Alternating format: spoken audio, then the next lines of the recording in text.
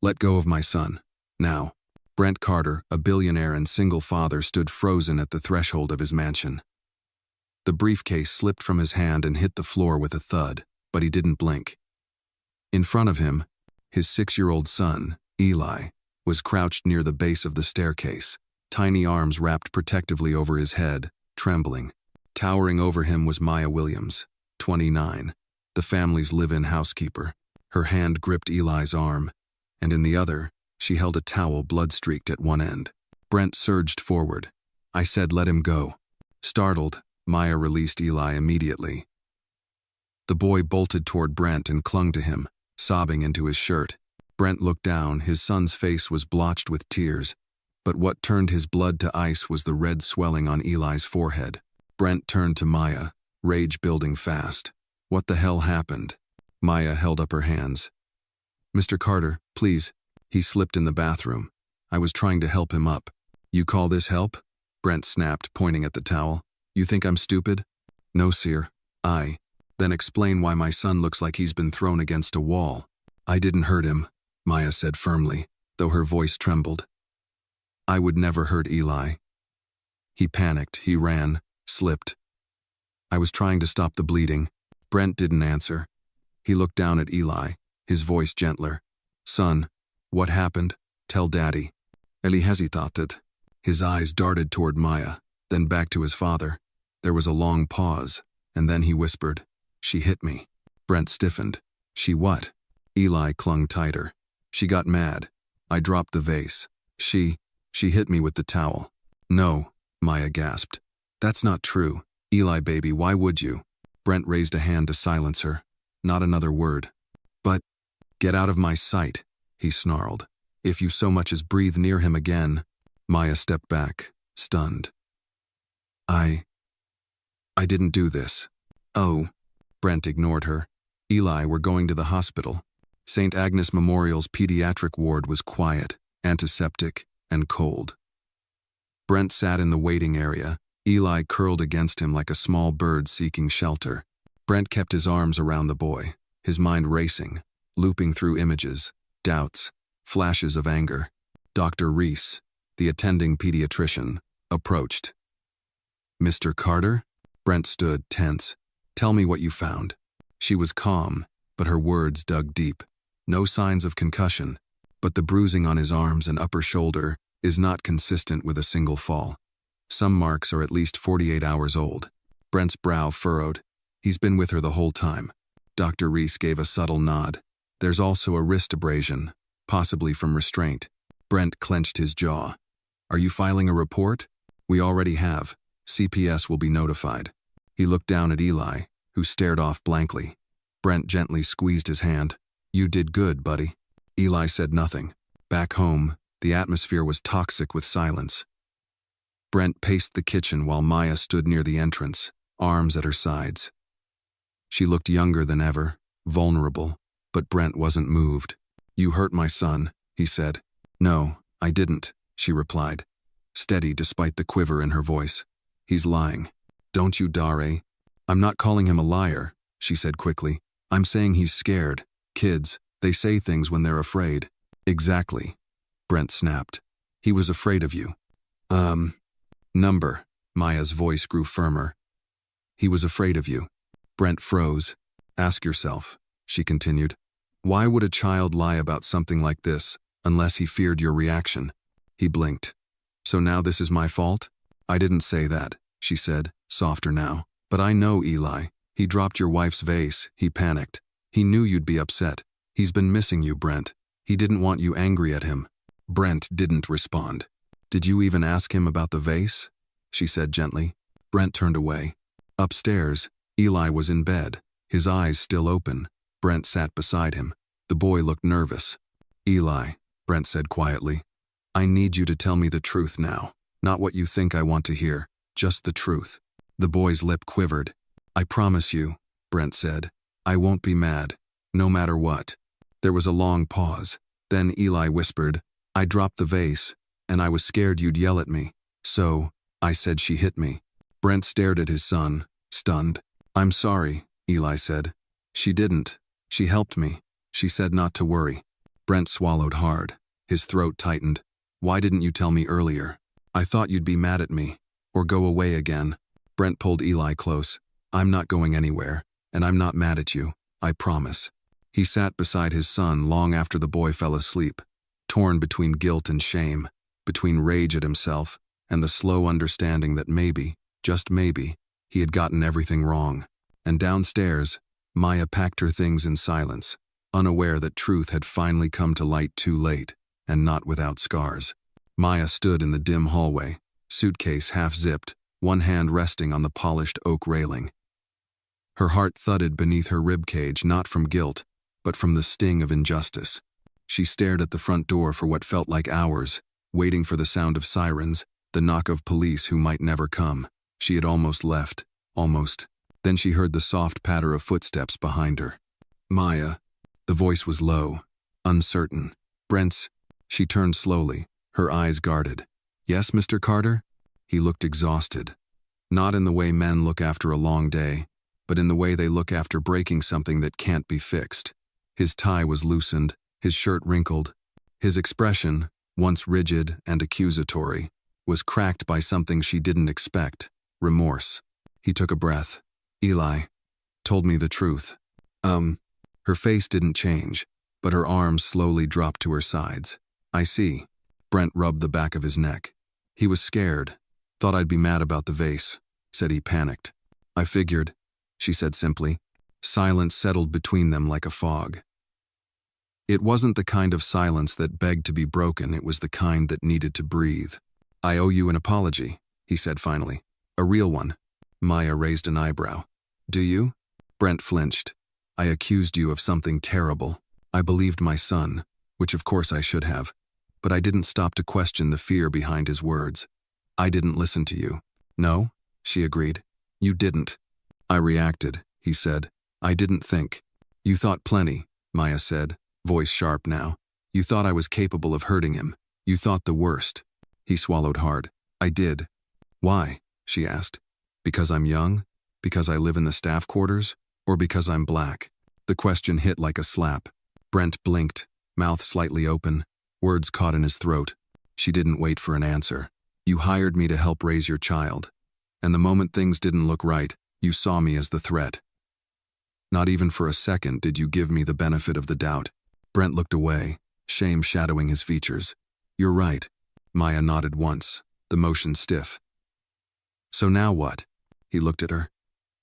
I'm not asking you to stay. I'm not entitled to that. But I want you to know. I'm sorry. Maya exhaled through her nose. Her grip on the suitcase loosened. I loved that kid, she said quietly. Still do. And not just because it's my job. You think I stayed through your grief, your silences, your absence, because of the paycheck? Eli needs someone to see him. I saw him. Brent's voice was hoarse. I see him now. Good, she said. But it might be too late for that to matter. A few minutes passed. Brent stayed still while Maya turned back to her suitcase. She zipped it slowly, as if each tooth was a decision. Where will you go? He asked. I have options, she said, not looking at him. Families who call back. People who trust me. Do you trust me? He asked. She paused. Not tonight. He nodded, accepting it. He deserved that. As she moved toward the door, Eli's voice drifted down the stairs. Maya? She and Brent both looked up. The boy stood on the landing, pajamas rumpled, eyes still puffy from crying. He clutched the railing like it was the only thing holding him upright. Why are you leaving? Maya knelt on instinct. Eli, sweetheart, I need to go for a while. But why? His lip trembled.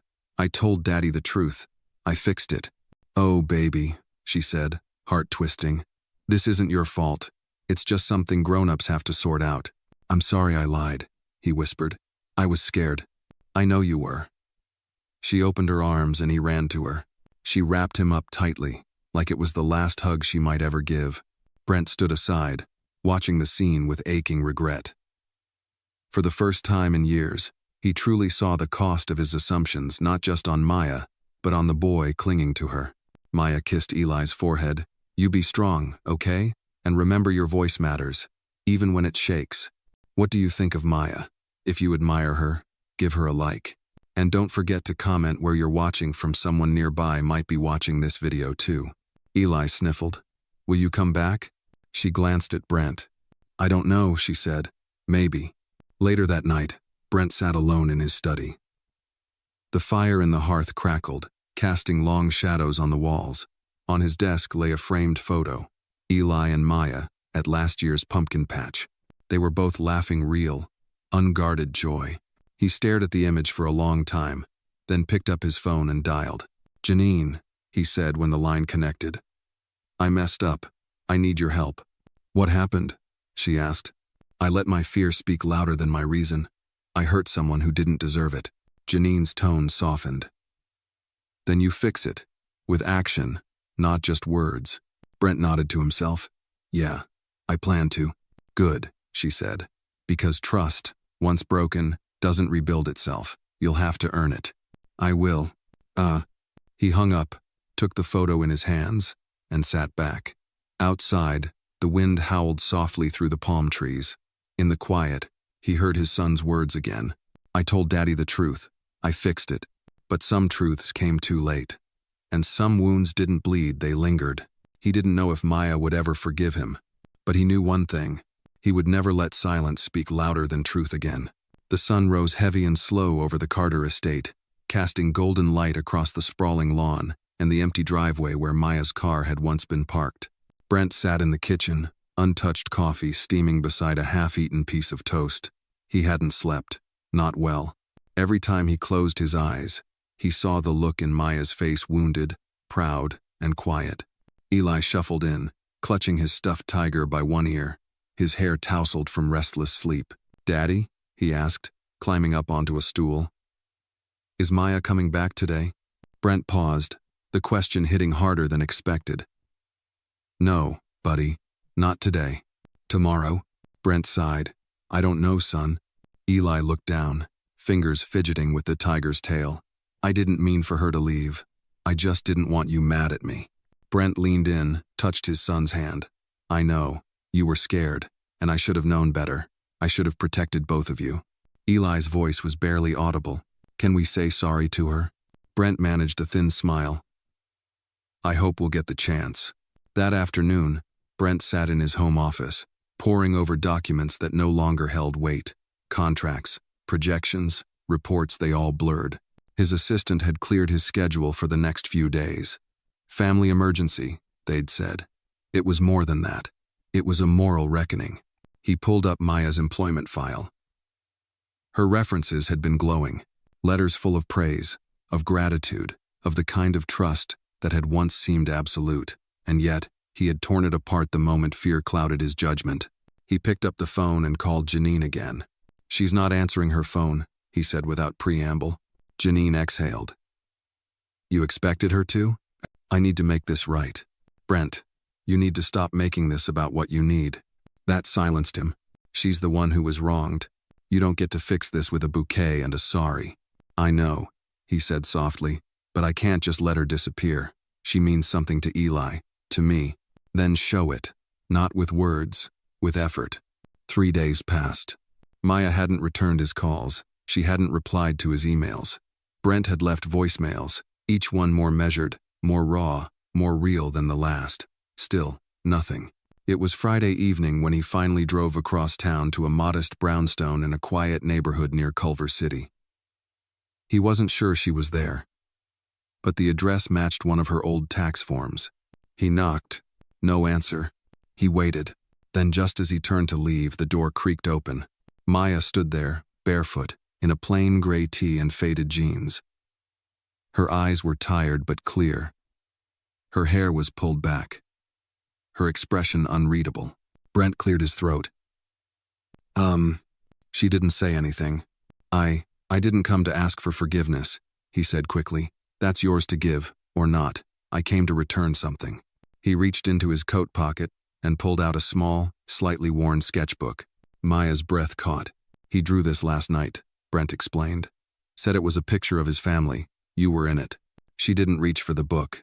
Her arms stayed crossed. What do you want, Mr. Carter? He hesitated. I want to understand. I want to listen, not to defend myself, just to hear you." She looked at him for a long, still moment. Then she opened the door wider. 10 minutes. Inside, the apartment was small but neat. A kettle whistled softly on the stove. Brent stood awkwardly near the window, while Maya poured tea into 2 mugs. "You don't have to pretend this is okay," he said finally. "You have every right to hate me." "I don't hate you," she said. "I just don't trust you." He nodded. "That's fair." 1. She set the mugs down and sat across from him. "Do you know how many times I've been assumed guilty first, innocent later?" Brent met her Gaza. "No, I don't, but I believe you." She didn't blink. "When you walked in that night, you didn't even ask. You saw Eli crying, and you decided it had to be me. And the worst part? I wasn't surprised. That kind of judgment, I've seen it before." "I wish I could say I was different," Brent said, voice low. "But I failed. And not just you, I failed Eli." Maya nodded. "You did." Silence. "I loved being there," she said after a moment. "Not for the house, not for the money. For him. He made my days lighter. And when he lost his mom, I tried to give him pieces of comfort that no one else could. But you saw me as the help. And when push came to shove, that's all I ever was to you." Brent's face fell. "I want to do better," he said. "Not to get you back. Just to be better. For Eli." She sipped her tea. "Then start by telling him the truth. Kids know more than we think." "I will." He stood to leave, placing the sketchbook on the table. "If you ever want to visit him, or talk to him, you'll always be welcome." She didn't reply. As he walked to the door, she said softly, "Brent?" He turned. "I don't know if I can forgive you, but I believe you mean what you said." He nodded once. "That's more than I deserve." And with that, he left. Back home, Eli was waiting by the window, tiger in hand. "Did you find her?" he asked. Brent knelt down. "I did." "Is she mad at me?" "No," Brent said, pulling him into a hug. "She's not mad. She just needs time." Eli hugged him tighter. "I miss her." "I know, buddy. So do I." Outside, the wind picked up, rustling the leaves.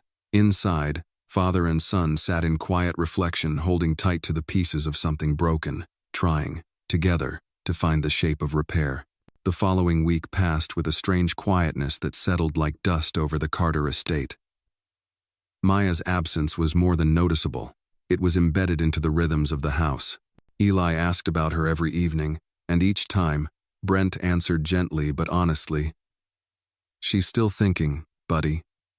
We have to give her time." 1. Brent tried to hold it together for Eli, filling the days with hikes through Griffith Park, movie nights with extra popcorn, and even a failed attempt at baking cookies that turned into a doughy disaster. They laughed. They bonded. But when the house grew still, and bedtime stories gave way to silence, Brent could feel the guilt returning, settling in beside him like a shadow he couldn't shake. On a rainy Thursday morning, Brent sat in the living room, reading an old paperback he'd found in the den, something Maya had once been caught rereading during a quiet afternoon. He remembered teasing her gently, "You already know how it ends, don't you?" And she'd replied, "It's not about the ending. It's about what changes between the lines." The memory made his chest ache. Then came a knock at the front door. Brent stood slowly, unsure if it was instinct or hope that moved his feet. He opened it, and there she was. Maya. Her hoodie was damp from the rain, curls frizzed at the edges. In her hand, she held a small gift bag, its tissue paper slightly wilted from moisture. "Hey," she said softly. Brent blinked. "I know I said I needed time," she continued. "But I've been thinking a lot. About Eli, about you, about everything." He stepped aside quickly. "Come in, please." She hesitated only a moment before entering, brushing the water from her sleeves. Eli's footsteps came thundering down the stairs before Brent could call him. "Maya?" She barely had time to kneel before he flung his arms around her. She hugged him tightly, eyes closed, breathing in the little boy's scent of cotton and soap. "I missed you so much," Eli mumbled into her shoulder.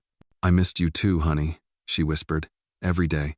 Brent watched from a few feet away, his heart full and fractured all at once. Eli pulled back, beaming. "Are you coming back to stay?" Maya glanced up at Brent before answering. "Not right now, sweetheart, but I came to see you, and I brought you something." She handed him the bag, and he tore into it with gleeful curiosity. Inside was a simple wooden puzzle, the kind that challenged but didn't frustrate, a quiet metaphor, perhaps, for healing. "I thought we could do it together," she said. Eli nodded furiously and dashed to the coffee table to open it. Maya stood. Brent approached. "Thank you," he said, "for coming back, even if just for this." She looked at him for a long moment. "It's not about forgiveness," she said. "Not yet. It's about Eli. He deserves stability. And honesty." Brent nodded. "You're right. And I want to be better for him and for anyone who walks through my door." They moved into the living room, where Maya sat beside Eli, helping him sort edge pieces from corners. Brent sat across from them, silent, watching. There was something sacred about the scene, something quiet and warm, not perfect, but real. At one point, Eli asked a question that caught both adults off guard. "Daddy," he said, not looking up from the puzzle, "did you ever get in trouble for something you didn't do?" Brent paused, then slowly said, "Yes, once, a long time ago." "What happened?" "I stayed quiet, let people think what they wanted, but it hurt, and I wished someone had believed me." Eli frowned. "Did someone say sorry?" Brent's gaze flicked to Maya, then back to his son. "Eventually. But it took a while. Sometimes grown-ups mess up. What matters is if they try to fix it." Maya looked at Brent, a little surprised. There was sincerity in his voice that hadn't been there before, and earned humility. They finished the puzzle in silence. The last piece clicked into place with Eli's triumphant, "Yes." As dusk settled, Maya stood. "I should go." Eli looked crestfallen. "Can't you stay for dinner?" Maya smiled gently. "Next time, okay?" She turned to Brent. "He's doing better." "He is. Because of you." "No," she said. "Because he's stronger than both of us." Brent walked her to the door. Before she stepped out, she turned back. "Brent, don't let him carry this. He's a child. Let him just be." Brent nodded slowly. "I will. And Maya, thank you for not shutting the door." She gave a small, tired smile. "I didn't do it for you." He nodded again. "I know." As she disappeared into the rain, Brent stood there a long while, letting the cool air brush against his face. Ailey appeared beside him, quiet. "Daddy, is she mad at us?" Brent looked down. "She's not mad. She's just hurt. And hurt takes time to heal." Eli leaned against him. "We'll fix it." Brent wrapped an arm around his son's shoulder. "Yes, we will," he whispered. "One piece at a time." It had been 2 weeks since Maya's visit.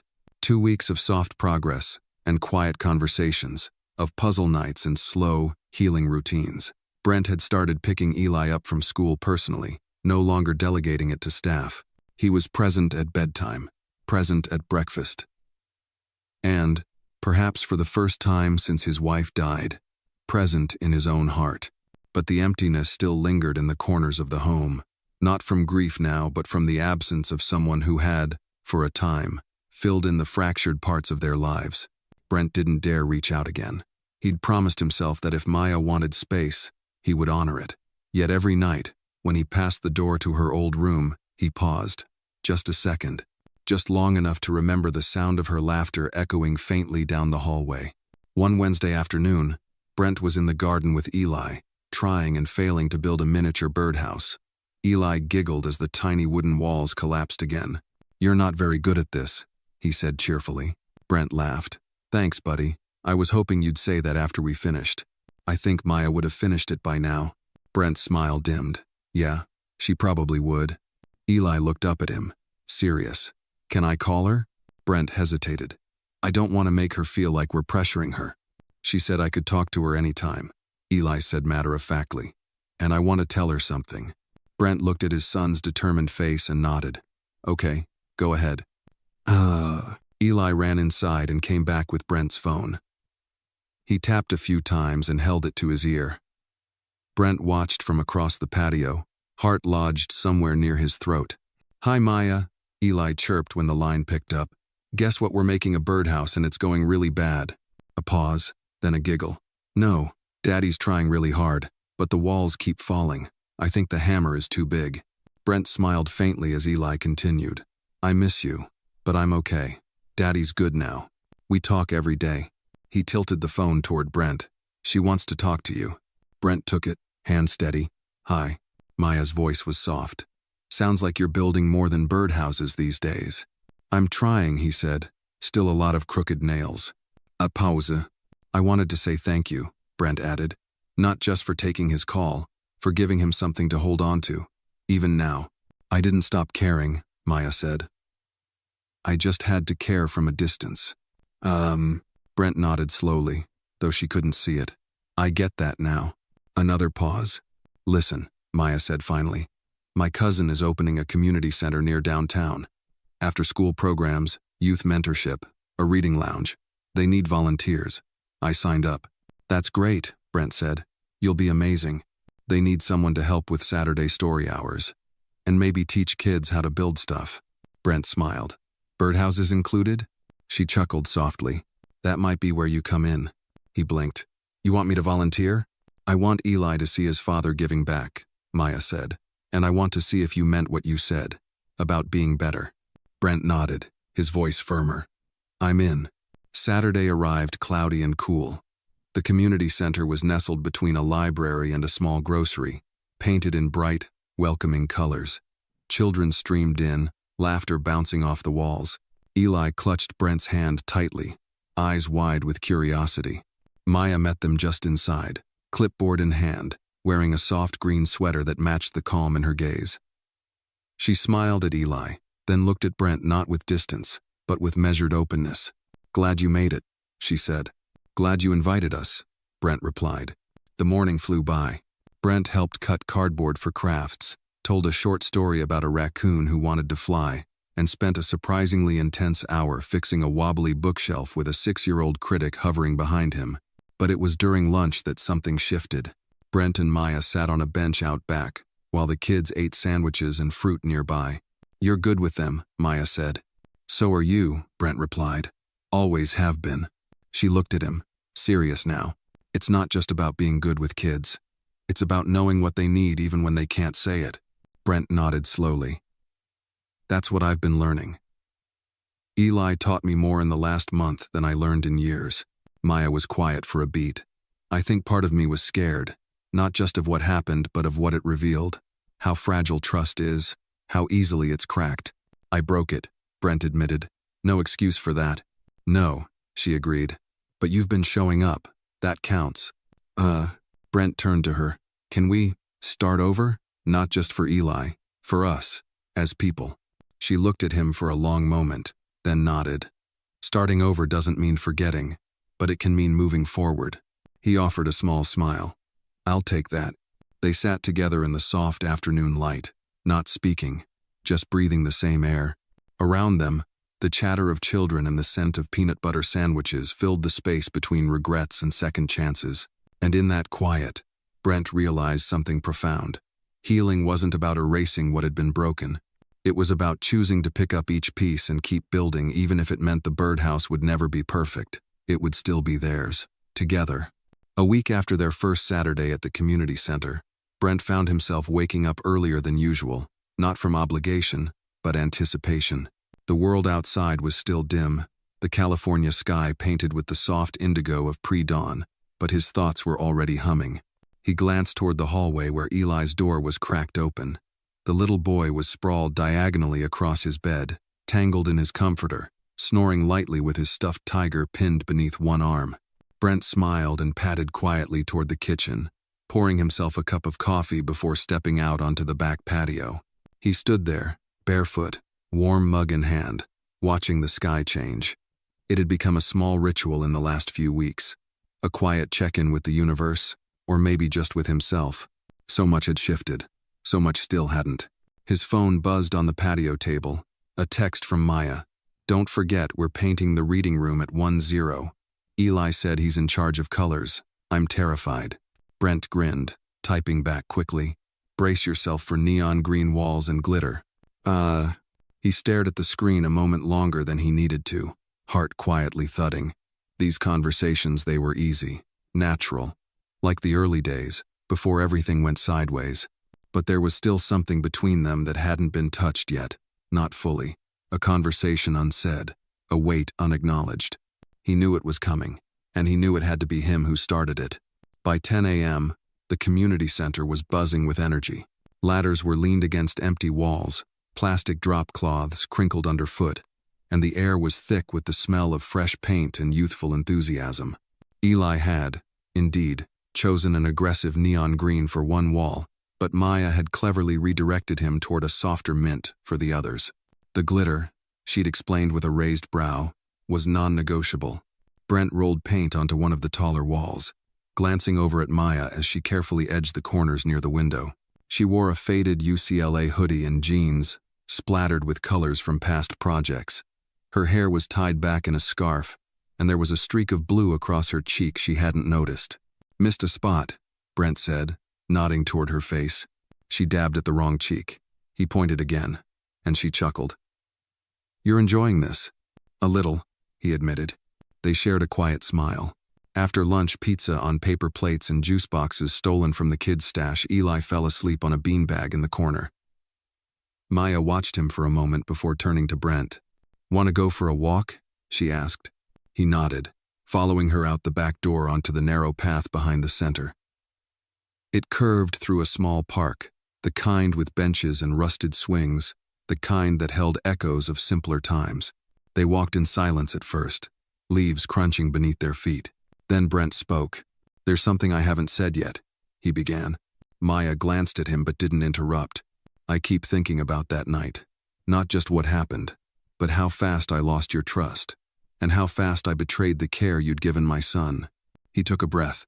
"I want to say I'm sorry again, but I know it's not enough. Not unless I tell you why it happened. The real why."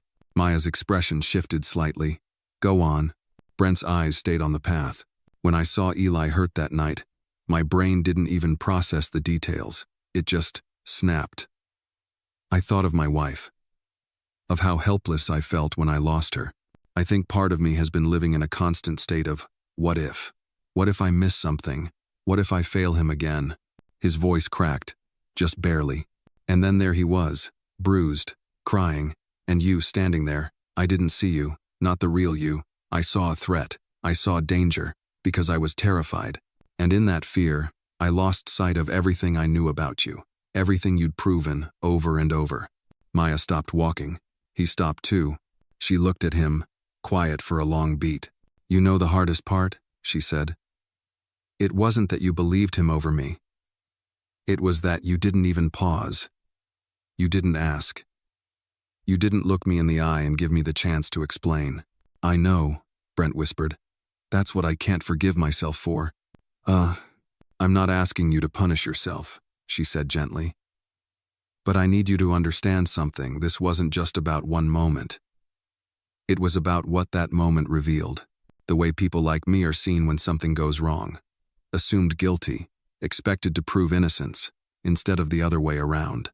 Brent's shoulders slumped. "I see it now," he said, "and I hate that I didn't before." Maya looked at him, really looked at him. Then, slowly, she nodded.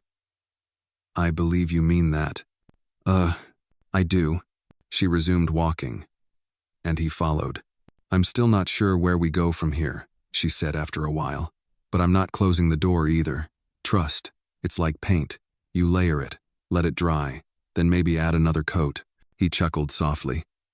"So, we're a work in progress?" "Always," she said. As they returned to the center, Brent glanced up at the sky. The clouds had parted, revealing soft blue. Inside, Eli was awake, holding a paintbrush and pointing at the one wall still blank. "Can we do a rainbow?" he asked. Maya smiled. "Why not?" Brent stepped up beside them, grabbing a brush. "Let's make it bright." Together, they dipped into colors, into mess, into something imperfect but shared. And as the first streaks of red curved onto the wall, Brent knew healing was happening. Not quickly, not neatly, but truthfully, stroke by stroke, word by word. Trust rebuilt like color over white, layered with care. What remained unsaid had been spoken, and what came next they would paint it together. It was a Tuesday evening when Brent finally made the decision. He'd stood at the kitchen island for nearly 20 minutes, phone in hand, thumb hovering over Maya's number. A roast was in the oven, his first solo attempt at something more ambitious than mac and cheese. The table had been set carefully, with Eli's favorite mismatched napkins and a little vase of daisies Brent had picked up from the market that morning. He'd been overthinking the invitation for days. It wasn't about food. It was about something deeper. It was about extending not just a seat at the table, but a seat in their lives again. He exhaled and hit call. "Maya?" "Hey," she answered, a little out of breath. "Sorry, just got off a mentoring session. What's up?" He hesitated only a moment. "Would you and your appetite consider joining Eli and me for dinner tonight? It's not fancy. Might be a culinary disaster, but it's from scratch." There was a pause on the line. Yeah, okay. What time?" 6:30. "Do I need to bring anything?" Brent smiled. "Just yourself."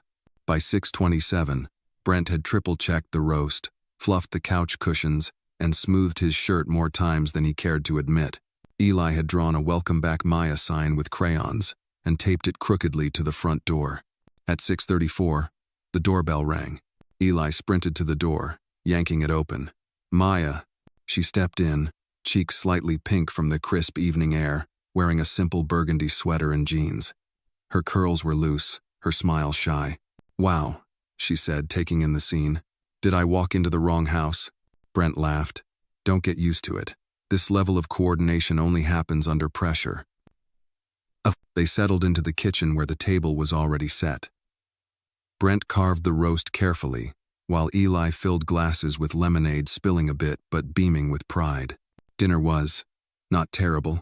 The roast was a little dry, and Brent had forgotten to warm the bread, but the laughter came easily.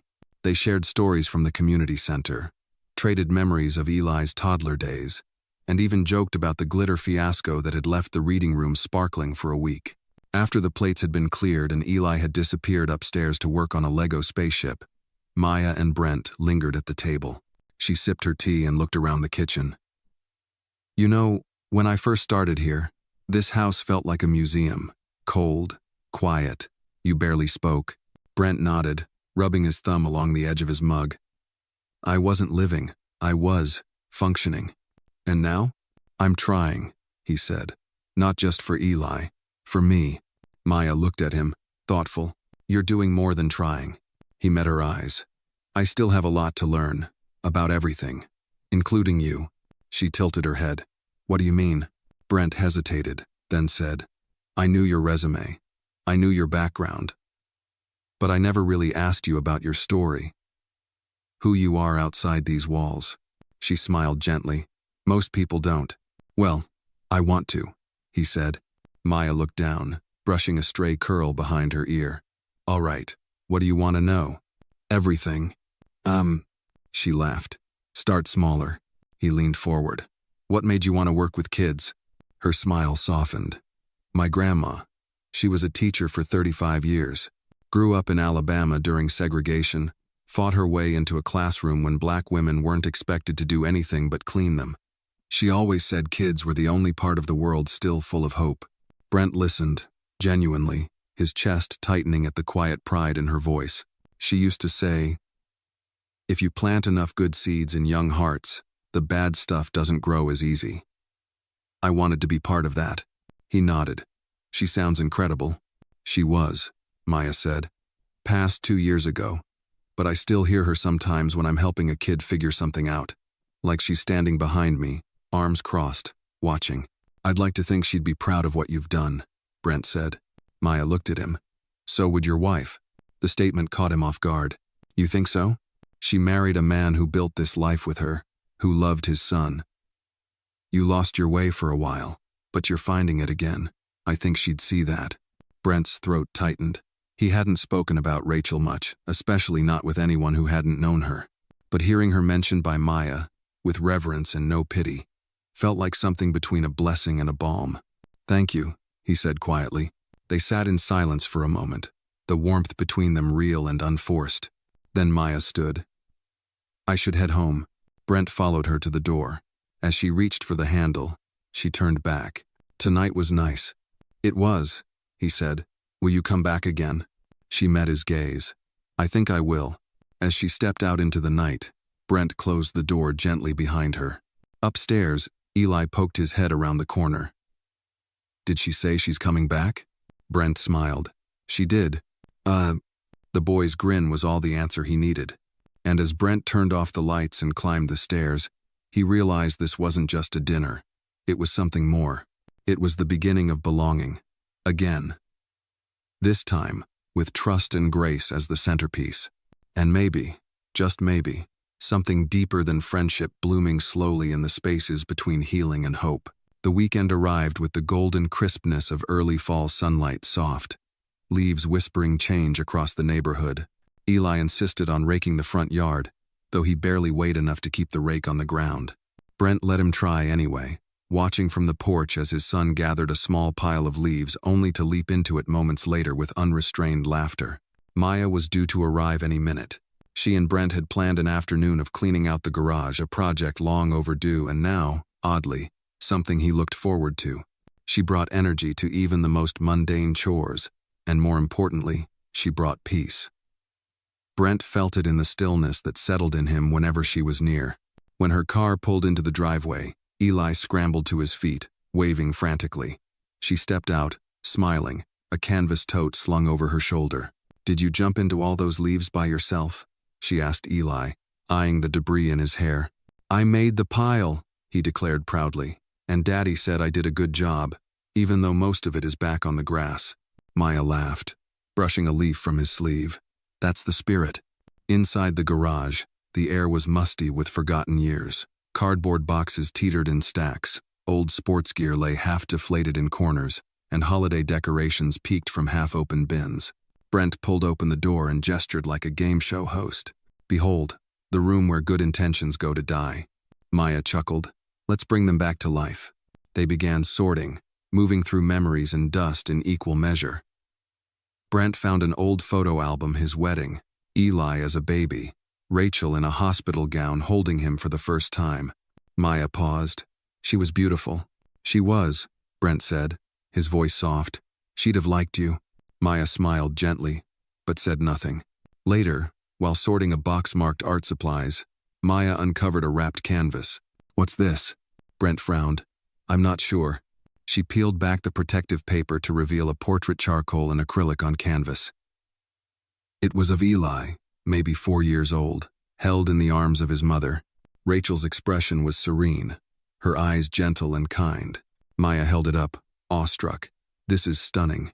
Brent exhaled slowly. Rachel painted. "She never showed this one to me. I must have packed it away after everything." There was a pause. "She saw something," Maya said quietly. "Something she wanted to preserve." Brent stared at the painting, his throat tight. "I've been so focused on what I lost. I forgot how much she left behind." Maya reached for a rag and began carefully dusting the frame. "This belongs somewhere visible." Brent nodded, swallowing emotion. "You're right. They found a spot in the living room, above the fireplace." Brent hung the painting slowly, hands steady. Eli wandered in just as they stepped back to admire it. "Is that Mommy?" he asked. Brent knelt beside him. "It is. She painted this of you and her. Isn't it beautiful?" Eli nodded solemnly. "She looks happy." "She was," Brent whispered, "when she was with you." Maya stood nearby, her expression unreadable. She understood this moment was sacred, not hers to own, but one she was honored to witness.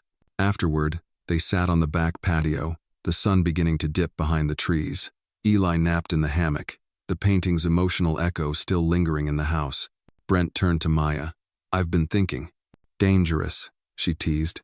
"I'm serious," he said with a small smile. "You've become such a part of our lives again, and I don't want to take that for granted. But I also know there are lines, boundaries, and I want to respect them." Maya looked at him, thoughtful. "Brent, I never came back expecting anything. Not promises, not positions. I came back for Eli. And maybe for myself, too." He nodded slowly. "But if I said I'd like more? That I'd like to see where this could go, not because I'm trying to fill a space, but because you're you?" Maya's eyes didn't leave his. "I'd say I'm scared." "I am too." She reached across the small patio table, brushing her fingers briefly against his. "But scared doesn't mean stop.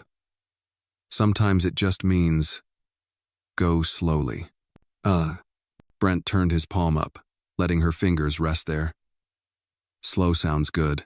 They sat like that, hands touching lightly, neither rushing the silence. It was enough to be heard, enough to be seen. As dusk fell and the world turned softer, Brent felt something settle inside him, not closure, but continuation. Rachel would always be with them, in paintings and memories and the curve of Eli's smile. But Maya was here now, in breath and heartbeat and presence. And maybe, just maybe, there was room for all of it, grief and growth, past and future woven into the same thread of a story still being written. Together, it started with a phone call, an unexpected one on a quiet Thursday afternoon. Brent was in his home office, sorting through some old investment files, when his cell phone buzzed. The number was unfamiliar, but local. He answered without thinking. Brent Carter? Yes, speaking. This is Angela Romero from Glendale Elementary. I'm Eli's teacher. Brent sat up straighter, heart nudging his ribs. Is everything all right? A pause, then a gentle sigh. Eli's fine.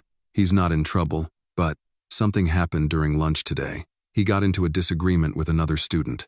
There were some words exchanged. I think it's something you should hear directly from him. Brent's gut tightened. I'll be there in 20 minutes. When he arrived at the school, Maya was already in the front office, looking surprised to see him. I got a call too, she said. I was nearby at the library. They walked the hallway side by side, silent, their footsteps muffled against the linoleum. Brent could feel tension rising with each step. Whatever had happened, it wasn't nothing. They entered a small counseling room. Eli sat in a plastic chair at the far end, his backpack at his feet, face pale and closed off. Angela stood nearby, holding a folder. Thanks for coming, she said, giving Maya and Brent each a nod. Eli got into a heated argument with another student during lunch. It started over something small, a pencil, but escalated quickly. Brent frowned. Escalated how? Angela hesitated. The other student, Jason, made a comment. Something about Maya. He called her the Maid lady. Suggested Eli was lucky not to be raised by someone like her. Brent's jaw clenched. Maya stayed very still. And Eli, Angela continued, pushed Jason. Not hard, but it got physical, enough to draw attention. Brent knelt in front of Eli. Is that true, buddy? Eli nodded, eyes glistening. He said she didn't belong with us, that she was just a maid and I was dumb for loving her like family. Brent closed his eyes for a moment. Anger pulsed under his skin, not at Eli, but at the ugliness that had made its way into his child's world. You're not in trouble, Brent said softly, but we'll talk about this at home, okay? Eli nodded again. Angela handed over a notice. He's not suspended. Just a note for the record. But I wanted you both to be aware. These things, they matter. Outside, as they walked to the car, Maya was quiet, too quiet. Brent strapped Eli into the back seat and turned to her. You okay? She shrugged. I'm used to it. He stepped closer. You shouldn't have to be. She gave a thin smile. It's not about me. It's about him. That's what scares me. The fact that Eli, sweet, gentle Eli, is already having to choose sides. Brent exhaled.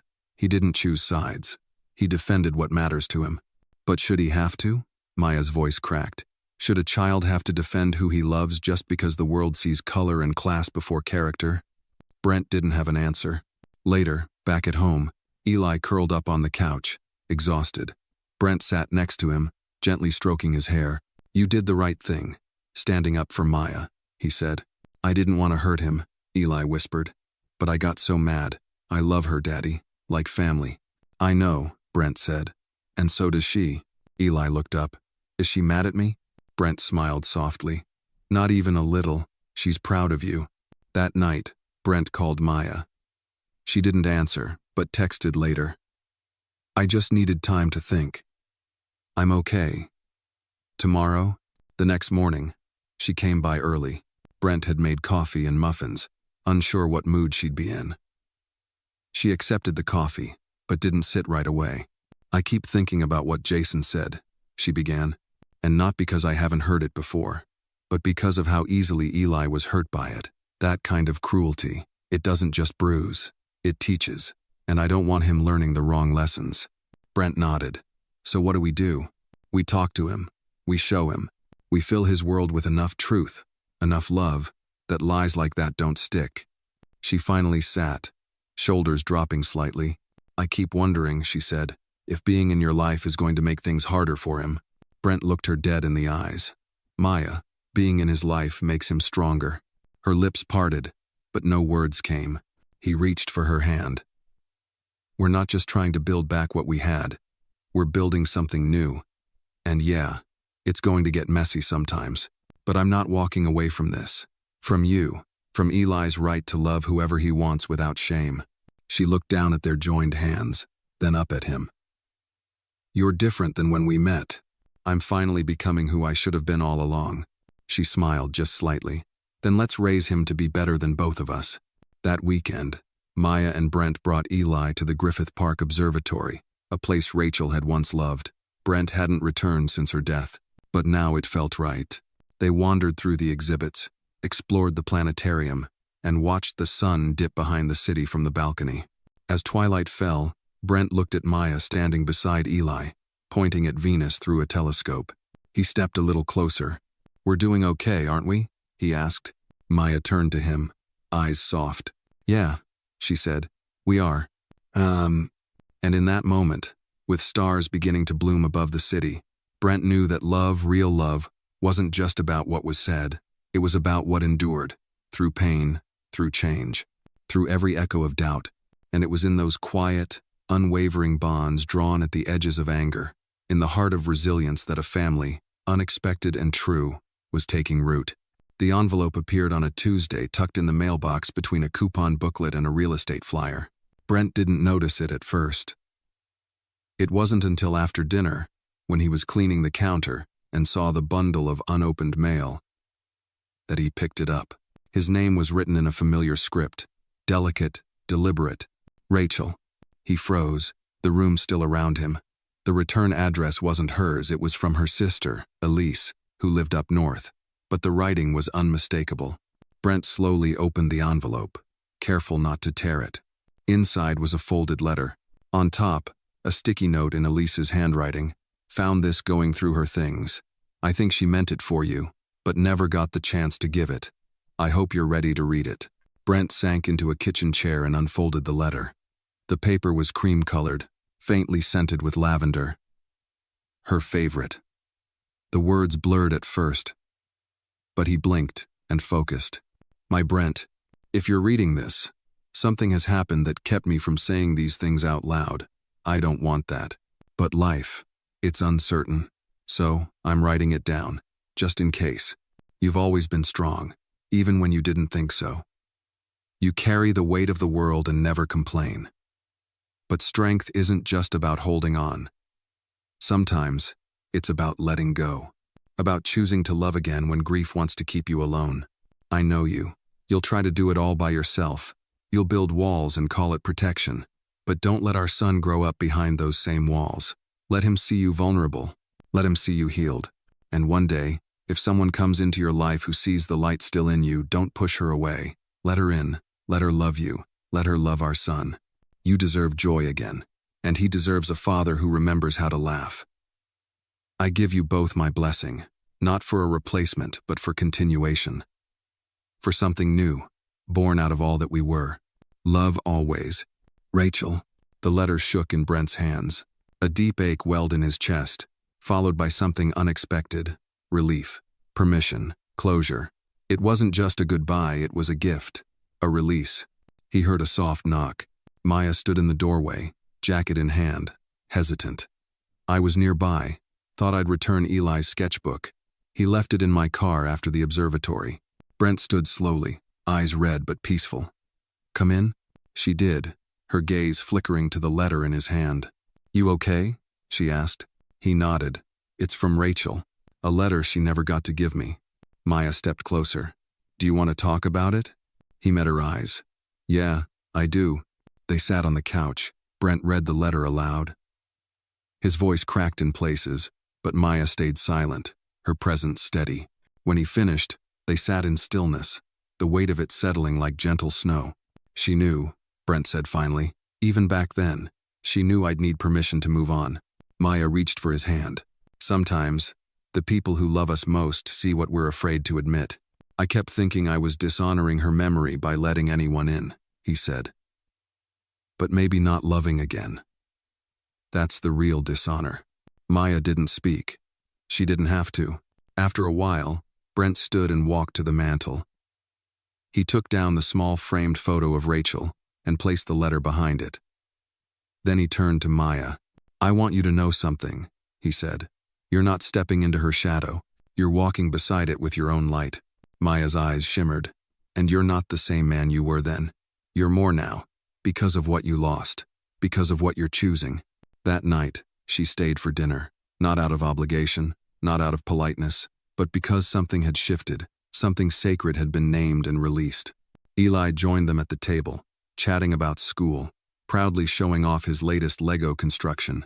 The three of them laughed easily, the atmosphere lighter, warmer, as if the house had exhaled. After Eli went to bed, Maya lingered. They stood near the door, the night cool behind the screen. Brent looked at her. You've become more than I expected, more than I knew I needed. Maya stepped closer. I'm not perfect. Neither am I, he said. But together, we're getting it right. She smiled, then leaned in and kissed his cheek. See you tomorrow. As she walked away, Brent didn't watch the door close. He looked instead at the photo of Rachel. He whispered, Thank you. Outside, the wind stirred the trees.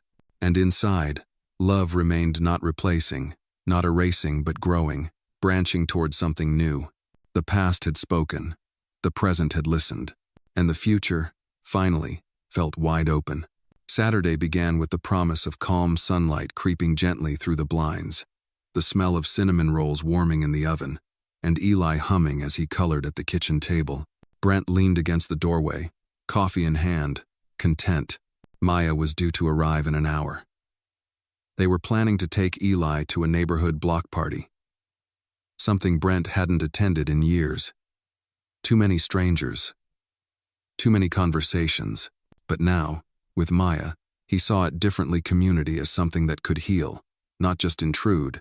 As Brent sipped his coffee, his phone buzzed on the counter. He glanced at it. A message from an unknown number. You think you can replace Rachel so easily? People don't forget who you really are, Carter. Brent stared at the screen. The words were like cold water. The air seemed to shift. Another message followed. Parading a maid like she's your new wife? Classy. Bet your son's confused as hell. His fingers clenched around the phone. The number was blocked. No name, just venom. Daddy? Eli's voice pulled him back. Are you okay? Brent turned, forcing calm into his face. Yeah, bud. Just a weird message. Nothing important. But it didn't feel like nothing. It felt like a ghost reaching through the walls he thought he'd built strong enough. Maya arrived not long after, cheerful and bright in a soft denim jacket and hoop earrings. She carried a tray of cookies she and her neighbor had baked. Brent didn't mention the messages right away. He didn't want to dampen the morning. At the block party, Eli darted between booths, his laughter echoing down the street. Brent and Maya walked side by side, waving at neighbors, stopping to chat with familiar faces. For the first time in a long while, Brent felt like he belonged. But it didn't last. Near the lemonade stand, a woman in her 60s, elegantly dressed, stepped into their path. Brent recognized her immediately. Linda Holloway, one of Rachel's former colleagues from her charity board. Brent, she said coolly, didn't expect to see you here. Linda, Brent said, keeping his voice neutral. It's been a while. Her eyes flicked to Maya. And this must be the help? Maya stiffened. Brent stepped forward immediately, voice steady but firm. This is Maya Williams. She's part of our family. Linda's brows arched. Is that what we're calling it now? Brent didn't flinch. You're not going to talk to her that way. Not to her, not to me, not ever. People nearby began to take notice. Maya placed a calming hand on his arm. Brent, she whispered. Let's just go. But Brent wasn't done. For the record, he said, loud enough for those around to hear, Maya's more grace and strength than half the people I've known, including you. Linda's face flushed. She turned on her heel and walked away. Brent turned to Maya. breath tight. I'm sorry, I should've. You did fine, she said softly. You defended what matters. They left the party early. Back at home, the mood was quieter. Eli was unaware, still basking in the joy of cotton candy and sidewalk chalk. But Brent and Maya sat on the back steps in silence for a while, the air heavier now. I got a message this morning, Brent finally said. Anonymous, hateful, about us. Maya nodded slowly. It was bound to come. That doesn't make it okay. No, she said, but it makes it real. This us, it's going to push buttons, for people stuck in their own fear. He looked at her, eyes filled with something raw. I didn't think we'd have to fight so hard just to be allowed to exist. We're not fighting to exist, she said. We're fighting to be seen clearly, without filter, without bias. Brent exhaled. Are you sure this is still what you want? The whispers, the looks, the weight? Maya turned to face him fully. Brent, I've carried the weight of judgment my whole life. The only thing that's changed is now I'm not carrying it alone. His throat tightened. I just don't want you hurt. She leaned her head against his shoulder. I'm already healing. Inside, Eli's laughter floated through the window. We're going to have to teach him, Maya said. Not just how to be kind, but how to be strong when kindness isn't returned. Brent nodded, and we'll teach him together. That night, as Brent tucked Eli into bed, the boy looked up at him and asked, why was that lady mean to Maya? Brent hesitated, choosing his words with care. Sometimes, people say mean things because they're afraid of things they don't understand. Or because they think their way is the only right way. Eli blinked, confused. But Maya's nice. She gives good hugs. She does, Brent smiled. And sometimes, being good doesn't protect you from bad words, but it does help you rise above them. Eli nodded slowly. Can I make her a card tomorrow? Like, a superhero card? That's a great idea, Brent said, kissing his forehead. Later, alone in the quiet of the living room, Brent reread Rachel's letter. This time, he understood its deepest message: to love bravely, even when the world didn't approve, to let go of fear, and step into truth. And with Maya beside him, Brent was beginning to learn that courage wasn't always loud. Sometimes, it looked like showing up. Like standing your ground. Like holding someone's hand on a porch step and saying, I'm still here, no matter what they say. The storm of the past hadn't passed, but they were facing it together. And that, more than anything, was the beginning of something unshakable. The following week passed in a strange rhythm, quiet but charged, like the air before a storm. Maya returned to her usual routine at the community center, organizing a fall reading program and mentoring 2 new volunteers. Brent buried himself in work, taking on more consulting calls and managing Eli's school fundraiser. They both smiled when they saw each other, still shared dinners, exchanged stories, but something between them hung suspended, unspoken. One evening, after Brent had dropped Eli off at a sleepover and returned to a quiet, echoing house, he found Maya sitting on the back porch. She hadn't texted, hadn't knocked. She was just there, arms crossed against the evening chill, gazing at the sky with a tired softness in her eyes. He joined her wordlessly, sitting beside her on the creaky bench. I keep replaying that moment with Linda in my head, Maya said quietly. The way she looked at me, like I didn't deserve to be standing next to you, like I didn't belong in that moment. Brent exhaled. I replay it too. I keep thinking of all the other things I should have said. It's not your job to fix their ignorance, she said, glancing sideways at him. But sometimes, it's exhausting carrying the weight of proving your worth. You shouldn't have to, Brent said. I know, but I do. Because I chose to love people who don't look like me. Because I walk into rooms where I'm seen as less before I even open my mouth. He sat in silence, heart aching. I'm not fragile, she added. Don't mistake this for weakness. I've survived worse, but it takes something from you every time. And it's hard knowing that no matter how much I give, to some people, I'll always be the help. Brent reached for her hand. To me, you're the woman who brought joy back into my son's life, who reminded me how to breathe again, who stood beside me in the hardest moments, and I'll never let anyone reduce that to anything less. She looked down at their entwined fingers, a shadow of a smile on her lips.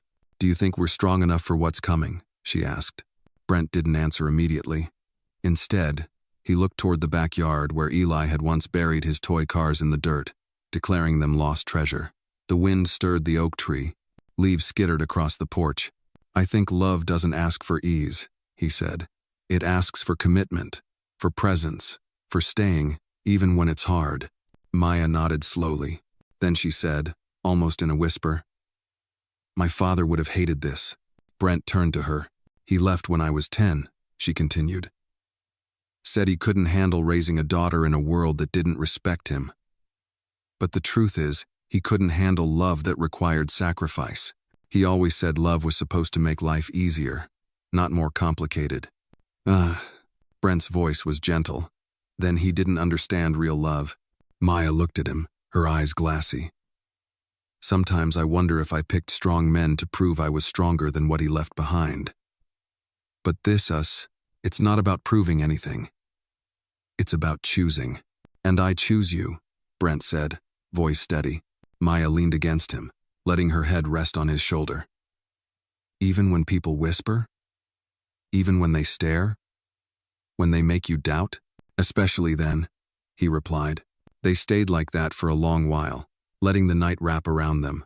No more pretending, no more hiding behind good intentions and polite avoidance. They were in it now fully, unapologetically. The next day, Maya returned to the community center to find a surprise waiting for her. A local journalist, Lisa Huerta, had emailed requesting an interview. She was doing a feature on mentorship and community leadership, and had heard about Maya through a parent whose child had been positively impacted by her programs. Maya hesitated. Public attention meant exposure, both good and bad. That night, she brought it up to Brent. "You think I should do it?" she asked, handing him the printed email. He read it carefully. "You've been changing lives, Maya. People should know that. But you know how this goes," she said. "If I speak publicly, the trolls will follow. They'll dig. They'll twist. You can handle them," Brent said, "and I'll be right beside you when you do." She studied him, reading not just his words but the resolve behind them. "Then I'll do it," she said, "but I'm doing it my way, on my terms." Brent smiled. "That's the only way I want you to." A week later, the article was published. The quiet force behind East Glendale's youth revival. It was thoughtful, beautifully written, and deeply personal. Maya spoke about her grandmother, about education, about lifting young people who'd been forgotten.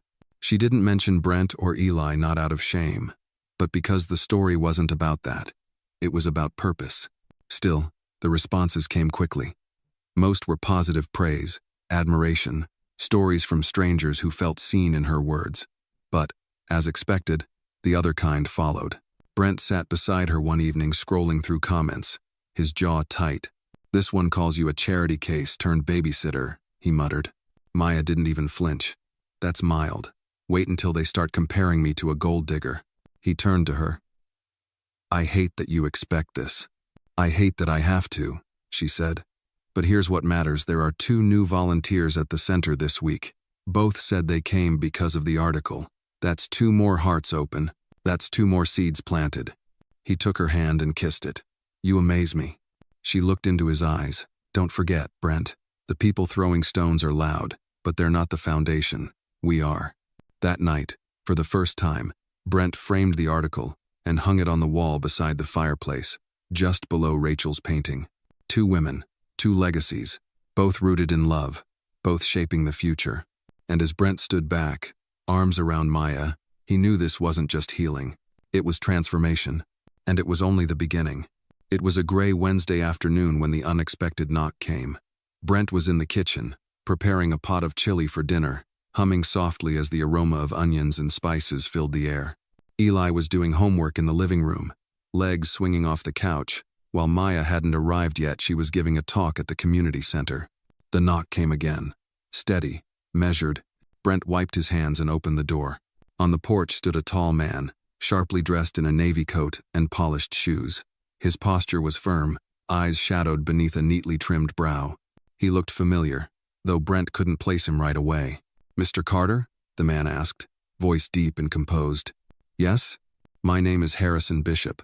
I'm Maya's father." Brent's breath caught. He stared, stunned, and instinctively stepped outside, closing the door softly behind him. "I didn't know," Brent started. unsure what to say. "She doesn't know I'm here," Harrison said, looking out toward the street. "We haven't spoken in years. But I read the article, saw her picture. And I thought, maybe it's time." Brent studied the man. He was older than he expected, perhaps in his late 60s, but carried himself with an intensity that hadn't dulled with age. The resemblance was faint, mostly in the set of the jaw, the quiet defiance in his eyes. "Why now?" Brent asked. Harrison's lips pressed together. "Because I walked away once, and I've regretted it every day since. I thought I was protecting her, from the world, from me, but I see now I was just protecting myself from what I didn't understand." Brent folded his arms, feeling a mix of protectiveness and curiosity. "She's strong. She doesn't need saving." "I know that," Harrison said. "She always was. But a daughter deserves her father to show up, even if it's late." Brent hesitated. "She's speaking at the Glendale Women's Shelter tonight. You could go, quietly, listen." Harrison nodded. "That's all I want." That evening, Maya stood at the podium in a modest room filled with women from all walks of life, young mothers, survivors, retired teachers, students. She wore a burgundy blouse and gold earrings that caught the light every time she turned her head. Brent sat in the back, Eli beside him, holding a coloring book. And in the farthest corner, dressed in the same navy coat, sat Harrison Bishop, rigid, watchful, silent. Maya spoke of legacy, of building bridges where others had burned them. She spoke of her grandmother, who cleaned houses but taught her to read by flashlight, of mentors who believed in her, and of the quiet fire she had to stoke within herself to keep going. "I was told more than once that my place was in the background," she said, "but I've learned that the background is where roots grow deepest. It's where strength forms. And sometimes, the most powerful people are the ones who choose to lift others instead of lifting themselves." Brent glanced at Harrison during the applause. The man was staring at her, his jaw tight, but his eyes were wet. After the talk, Maya made her way through the crowd, accepting hugs and handshakes.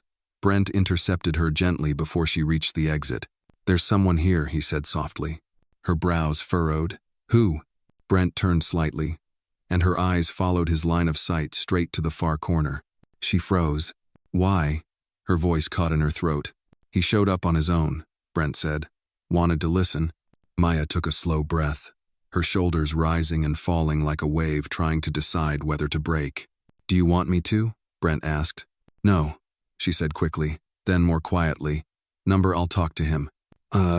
She walked across the room, heels clicking softly on the floor. Harrison stood as she approached, but said nothing. "You read the article," she said, "and that made you remember you have a daughter?" "I never forgot," Harrison replied, voice hoarse. "I just didn't know how to come back." "You could have tried," Maya said. "Even once. I thought I was doing you a favor, staying away." She shook her head, bitter laughter escaping her lips. "That's the lie you told yourself so it wouldn't hurt as much." Harrison flinched but didn't look away. "I read every word of that article, and I saw strength I never had. You didn't become strong in spite of me. You became strong because I left." Maya's eyes glistened. "You don't get to rewrite that." "I'm not trying to," he said.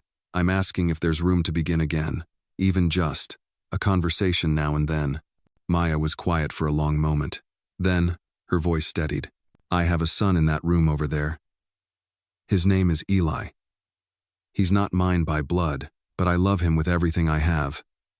If you want to talk to me, you'll have to earn your place. Not through me, but through how you show up in his world." Harrison blinked. "You're raising someone else's child?" "I'm helping raise him," she corrected. "And in doing so, I'm healing the little girl who waited years for her father to show up." Tears filled Harrison's eyes now. "May I meet him someday?" "We'll see," she said quietly. "One step at a time." She turned and walked away, leaving Harrison standing alone. Brent met her halfway and gently placed a hand on her back. "You okay?" he asked. "I don't know," she replied, "but I said what I needed to say." That night, Brent tucked Eli into bed, then returned to the porch where Maya sat staring into the darkness. "Do you regret seeing him?" Brent asked. "No," Maya said. "I regret needing it." Brent sat beside her, took her hand. "You were incredible tonight." "I wasn't trying to be," she said. I just didn't want to carry silence anymore. They sat in the quiet, the kind that felt like healing. Brent pressed a kiss to her temple. You don't have to carry anything alone, he whispered. And in that moment, with the past confronted and the present claimed, Maya leaned into him, no longer running from echoes, but walking forward with the strength of truth, and a future waiting just ahead. Autumn deepened. The trees turned from gold to fire, and the air grew sharper, carrying the scent of earth and distant fireplaces. Brent had begun walking Eli to school each morning, a new ritual that gave them time to talk, laugh, and sometimes just walk in comfortable silence. Maya often joined them on Fridays, holding Eli's hand as he skipped between them, unaware of how tightly his joy stitched their lives together. But on a brisk Thursday morning, something shifted. Brent received a call from one of his longtime business partners, Gordon Laird. The man's tone was casual at first, chit-chat about golf and quarterly numbers, but then his voice took on a different edge. Listen, Brent, Gordon said. Off the record, I've been hearing chatter from some of the board members. They're concerned. Brent frowned. Concerned about what? Gordon hesitated. About your visibility lately, the article, the photographs, the woman. You mean Maya, Brent said flatly. I'm not saying it's right, Gordon rushed. But the reality is, some of the more conservative clients are questioning your judgment. You're in the spotlight now, and, well, your personal choices are starting to ripple. Brent's grip tightened around the phone. So I'm supposed to hide the woman I care about to protect someone else's comfort? I'm saying, be mindful. This isn't just your reputation anymore. You've got investments, partners, legacies tied to your name. Brent hung up without another word. He spent the rest of the day in a quiet fury, trying to focus, trying not to slam the cabinet doors when he made lunch. When Maya arrived in the evening, she sensed something was wrong before he said a word. You've got that jawline thing going, she said softly, setting her bag down. Like you're chewing through a brick wall. He handed her a glass of wine and sat beside her on the couch. I got a call from Gordon, one of the guys I've done business with for years, basically told me people are talking about us. Maya's face didn't change. Not shock, not anger, just a sad sort of knowing. They're not talking about us, she said quietly. They're talking about me. Brent looked at her. I won't apologize for loving you. I know, she said, but they think you should. And that's the part that burns. He stared at the floor. Do you think I'm being naive, thinking I could just move on, build something real with you, and the world would adjust? Maya took his hand. I think you're being brave. But bravery doesn't make the path easy. It just means we walk it anyway. He lifted her hand to his lips. I don't want to lose what I've built, Maya, but I won't lose you to keep it. She looked at him for a long moment. Then maybe it's time we show them exactly who we are. Not to defend it, but to own it. The opportunity came sooner than expected. The Glendale Business Foundation was hosting its annual gala, a black tie event Brent had attended every year since his first real estate project broke ground. This time, he RSVP'd for two. When Maya stepped into the ballroom, wearing a midnight blue gown and her grandmother's pearls, the room stilled. Conversations softened, heads turned. Brent stood beside her, immaculately dressed in a tailored tuxedo, hands steady on the small of her back. He whispered, You're the storm and the stillness all at once. She smiled. Let's give them something to really whisper about. Throughout the evening, Maya held her head high, exchanged pleasantries with politicians and philanthropists, answered backhanded compliments with grace, sharp as glass. Oh, and what do you do, dear? One woman asked, eyes flicking between Maya's skin and the wine in her glass. I build bridges, Maya said with a smile, between children and their futures, between communities and the people who forget them. The woman blinked, caught off guard. Brent watched her all night, pride swelling in his chest. Maya was magnetic, unshakable. She didn't shrink herself to fit anyone's expectations. She expanded the room just by being in it. Later, on the terrace, under strings of golden lights, Maya and Brent shared a dance. The music was slow, nostalgic, Sinatra. Her head rested on his shoulder. Do you think we changed any minds tonight? She asked softly. Maybe not, he said. But we changed the story they tell about us. She pulled back slightly, eyes shining. And maybe, one little girl saw me tonight and thought, that could be me someday. Brent kissed her forehead. That's the only legacy worth chasing. As the gala wound down, and they walked to the car. Brent's phone buzzed again. This time, a message from Gordon. Saw you two tonight. She's impressive. Maybe I needed to see it for myself. Brent showed her. Maya read it and shrugged. One down, she said. A few million more to go. But she smiled. And so did Hay. Because when the wind changes, it doesn't come all at once. It starts in whispers, in quiet steps, in nights like this when the past is challenged and the future leans forward, waiting to be claimed. Together, they walked into the dark, their shadows long, their hearts light. And somewhere in that night, the world shifted just a little, just enough. The morning after the gala, Brent sat at the kitchen island, coffee in hand, watching the steam curl like smoke signals. Maya stood at the stove in her robe, flipping pancakes with one hand and texting a volunteer with the other. Eli clattered his spoon rhythmically against his bowl of cereal, humming a tune from a cartoon he'd seen the night before. It was domestic. It was warm. It was everything Brent had once thought he'd never have again. Until the phone rang. He didn't recognize the number. Something about it made his stomach tense. He answered with a cautious, "Hello? Mr. Carter?" The voice was clipped, professional. "This is Detective Carla Monroe, Glendale PD. I need to ask you a few questions regarding a claim filed against you." Brent froze. "What kind of claim?"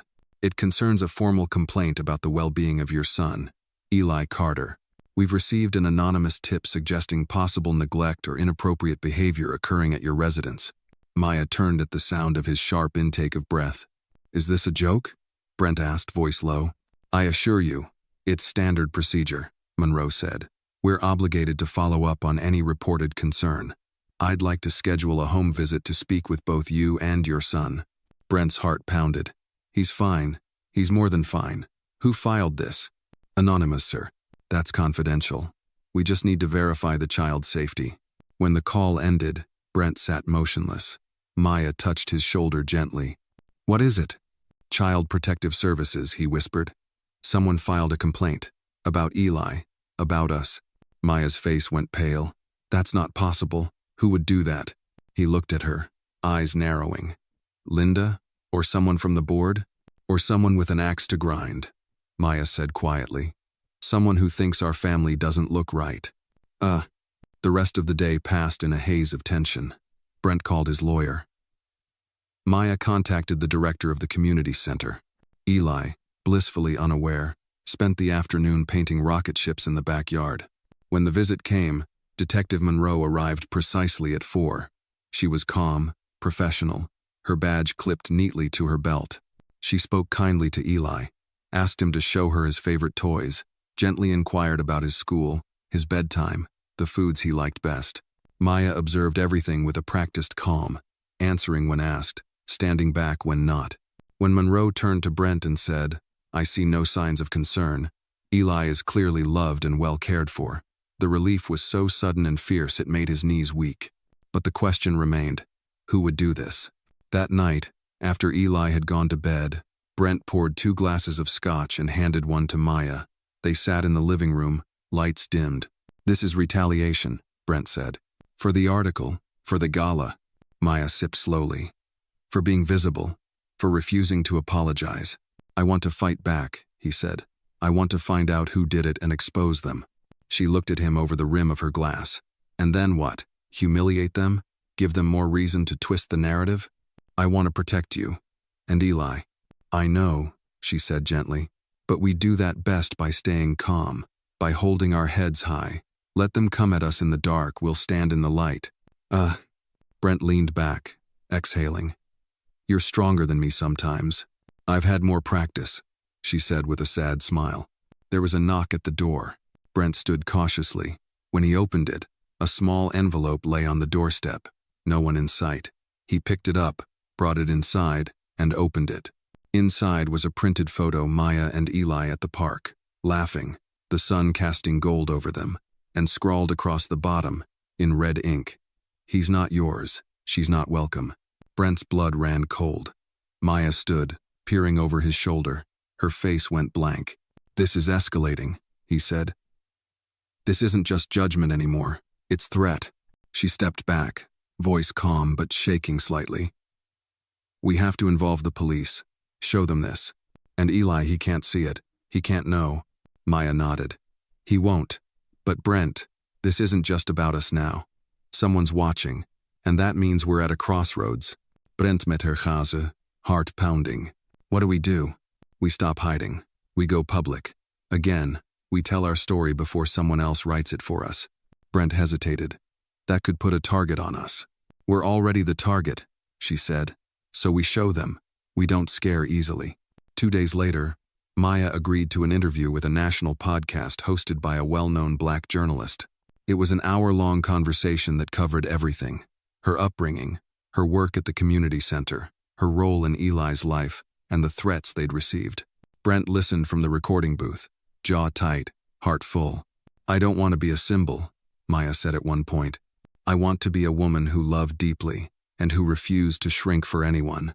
I want my son to grow up knowing that courage doesn't always roar sometimes. It whispers, I will not move. When the episode aired, the response was overwhelming. Support poured in from across the country, mothers, teachers, retired veterans, pastors, people who saw themselves in Maya's voice. And then, a letter arrived. Typed. Signed. No return address. Your right to speak. We were wrong to judge. The boy is lucky, and so are you. There were no threats this time. Just an echo of change. And for the first time in weeks, Brent exhaled and didn't feel the weight of watching shadows. Maya stood beside him, arms crossed, eyes fixed on the skyline beyond their porch. You feel that? She asked. What? The wind, she said. It's not just shifting anymore. It's lifting. He nodded. Maybe it's carrying us toward something better. And in the silence that followed, there was peace. Not because the world had stopped judging, but because they had stopped letting it define them. A week passed. Then two. The podcast had stirred something, a collective reckoning. Maya's inbox overflowed with messages. Teachers asking for her curriculum template, community leaders requesting to speak at her center, even a television network expressing interest in adapting her story into a documentary. But not all responses were uplifting. One afternoon, while Maya was speaking at a youth panel in downtown Glendale, Brent received a letter delivered directly to his law office. It was typed, clean, precise, threatening litigation. The sender? Linda Hartman's legal representation. She was suing for defamation, claiming Maya's public appearances had damaged her personal reputation and professional credibility. Brent read the letter 3 times before his vision cleared enough to pick up the phone. Linda's suing you? Maya asked when he told her that evening, her tone more stunned than angry. Technically, she's suing me, Brent replied, claiming that your comments on the podcast painted her in a false and damaging light. I didn't even say her name. She's arguing that people knew who you were referring to. Maya leaned against the counter, rubbing her temple. So she tries to sabotage our family, files false reports, and now she's playing victim? Brent sighed. She's not just trying to win, she's trying to silence you. Maya shook her head slowly. Then we make sure she fails. Brent called a legal firm in LA, known for defending civil rights cases. They agreed to represent Maya pro bono, recognizing the broader implications. Maya wasn't just a woman defending herself, she had become a voice in a conversation far larger than herself. That weekend, Brent and Maya sat down with a reporter from the Los Angeles Tribune. It wasn't just an interview, it was a reclamation.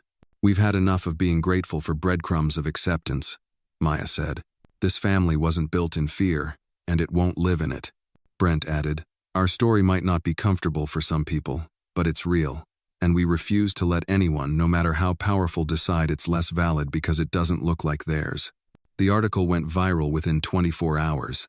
Suddenly, Maya wasn't just a woman who helped kids after school. She was being hailed as a leader, a symbol of endurance, a disruptor of polite silence. And with that visibility came new alliances. A coalition of mothers, Black, white, Latina, Asian, formed a community task force inspired by Maya's work. They met every Wednesday in a borrowed church basement, discussing ways to challenge systemic bias in education, family courts, and housing. They called themselves the Porchlight Project, a nod to Maya's philosophy. Always leave the light on for the next soul finding their way home. Even Brent, who had always preferred to work quietly behind the scenes, began speaking more openly. At Eli's school fundraiser, He gave a brief but powerful speech. Families come in all shapes and shades, he told a crowd of parents. What defines us is not our blood, but our bond. And our bond has been tested but not broken. Afterward, an older man approached him, a retired firefighter, white, with eyes like frost. I wasn't sure about all this at first, he said, but I watched how your boy looks at her. That kind of trust that's earned. You've got a good one there. Brent nodded, unable to speak past the lump in his throat. But just as things began to settle, the lawsuit gained traction. A court date was set. As the day approached, Maya remained calm on the surface. But Brent noticed the subtle signs: longer hours awake at night, the tightening of her shoulders, the silence that stretched between sips of coffee. One evening, as they sat together on the porch, she finally broke. I hate that I'm scared, she whispered, not of losing, but of being humiliated, of standing in a room full of people who will dissect every word I say, every breath I take, as if I need permission to exist. Brent reached for her hand. You don't need to be fearless, Maya. Just honest. That's what makes you powerful. She looked at him. If I cry on that stand, if my voice shakes, then you'll be showing every woman who's ever been silenced that there's strength in not pretending. She exhaled, tears slipping silently down her cheeks. I just want Eli to grow up in a world where love isn't punished. He will, Brent said, because you're helping build it. The morning of the hearing, Maya dressed in navy blue, sharp, elegant, dignified. Brent held her hand as they entered the courthouse, past cameras and whispers, past those who still doubted her. Inside, Linda sat flanked by two attorneys, her face impassive.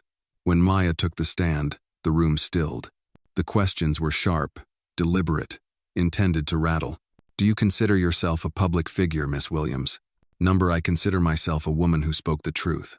And you believe your comments did not imply anything specific? I believe I told my story. And if someone saw themselves in it, perhaps that says more about them than me. There were moments her voice wavered, moments her hands trembled, but never once did she look away. When the verdict came 3 days later, the court ruled in Maya's favor. The judge's closing statement was searing. In a society increasingly shaped by narratives, we must protect the right to share lived experiences. Miss Williams' words, while passionate, remained rooted in truth. This court recognizes the necessity of speech that challenges comfort in the pursuit of justice. Outside, reporters crowded. Brent shielded Maya as best he could, but she stepped forward, calm and clear. We're not asking to be special, she said. We're asking to be seen. And as they walked away, hand in hand, Eli ran to meet them, throwing his arms around Maya's waist, beaming with pride. The storm had not broken them. It had revealed them. The courthouse victory didn't just close a chapter, it opened a new one. For Maya, it marked the end of defending her place and the beginning of defining her future. For Brent, it reawakened a fierce clarity about what mattered most: truth, love, and protecting the life they were building. And for Eli, it simply meant his mother figure walked taller, smiled more, and no longer flinched at the sound of a knock on the door. But even as the dust settled, life moved on. One late afternoon, the three of them sat on the back porch as a gentle rain misted the yard. Eli was painting again, this time on a big sheet of cardboard, his brush dancing between bold strokes of red and blue. It's a rocket, he said proudly. And this, he pointed to a figure inside, is you, Maya. You're flying it. Where am I headed? She asked. To the stars, where all the brave people go. Maya swallowed the lump in her throat. Brent reached for her hand, giving it a gentle squeeze. But beneath the sweetness of domestic routine, there lingered an unfinished thread: Harrison. Maya hadn't spoken to her father since their encounter at the shelter. Not because she was angry, but because the silence between them still echoed with too many unspoken words. She hadn't decided what place, if any, he had in her life. But one afternoon, while organizing files at the center, a letter arrived in a plain envelope, handwritten in neat cursive. She opened it cautiously. Maya, I watched your interview. You stood with a spine of steel and a heart full of mercy. I don't expect you to forgive me, but I hope you'll let me say one more thing in person. If you're willing, I'll be at Granger's Diner this Sunday at noon. I'll wait an hour. If you don't come, I'll understand. Dad. Maya stared at the note for a long while. Then she folded it and tucked it in her coat pocket. That night, she told Brent. "Do you want to go?" he asked. "I don't know, but I want to stop wondering if I should." He nodded. "Then go. If it doesn't give you peace, at least it'll give you an answer." Sunday came. The sky was overcast, the kind of gray that made colors look brighter. Granger's diner was nearly empty when Maya pushed open the door. The smell of bacon and coffee wafted through the air. Harrison was there, sitting in a corner booth. He looked older, smaller somehow, wearing a coat that had once fit him better. He stood when he saw her. "Maya," he said, like a breath he hadn't been allowed to release in years. She slid into the booth opposite him, saying nothing at first. He waited. The silence settled between them. "I wasn't sure you'd come," he said. "Neither was I." A waitress came, poured them coffee, left them alone again. Harrison took a slow sip. "I've replayed the past like a broken record, trying to figure out when I became the man who disappeared from his daughter's life." Maya folded her hands on the table. "And did you figure it out?" "Not entirely, but I know shame played a big role. And fear. You left Mom to raise me alone. You missed every recital, every fever, every heartbreak." "I know." "Oh, and still, I looked for your face at every school play, every birthday. For a long time, I believed I'd done something to make you stay away." His face crumpled, just slightly. "I can't undo that pain. I can't take credit for the woman you became either. But I can tell you that I've never admired anyone more." She blinked hard. "You don't get to admire from a distance forever." "I'm not asking for forever," he said. "Just a beginning, a small one. If Eli would allow it, I'd like to meet him someday. No pressure, just to see the world you've built." Maya studied him, looking past the lines of regret into the man trying to step into a space he'd once abandoned. "I don't know if I'll ever call you Dad again," she said honestly. "But I'm willing to see who you are now." He nodded, tears glinting in his eyes. "That's more than I deserve." They sat in silence after that, but it was no longer heavy. It was the kind of silence that lets new things grow. Later that week, back home, Maya received another envelope, this time from the mayor's office. She opened it slowly. Inside was a letter inviting her to speak at the Glendale City Forum, a major annual event spotlighting leaders driving change. The theme this year was redefining justice. Maya held the letter up for Brent to see. "They want me to speak." He grinned. "Of course they do." She hesitated. "I'm not a politician or an expert." "You're better," he said. "You're living proof that justice begins at home." The night of the forum arrived. The venue buzzed with anticipation. Maya stepped onto the stage in front of hundreds, maybe thousands, including Harrison, seated beside Brent and Eli in the front row. She began with a story, not about statistics or policy, but about a little girl waiting for a father and a boy learning to trust again, about bridges that take years to build and moments that tear them down. "My name is Maya Williams," she said. "I am not perfect. I am not a symbol. I am a daughter, a mother by choice, a woman who chose not to shrink. And if justice has taught me anything, it's that it often arrives not with applause, but in quiet choices to show up, even when it's hard." The room stood in thunderous applause. Later that night, as the family drove home beneath the glow of city lights, Eli asked from the back seat, "Did you feel nervous, Maya?" "Terrified," she admitted. "But you didn't look scared," he said. "That's because I wasn't alone." Brent reached for her hand across the console. She squeezed it tight. The past had not broken them. The noise had not silenced them. And as they approached the final bend of this long, winding journey, Maya knew one thing for certain. Justice wasn't a destination. It was a way of walking. And she had found her stride.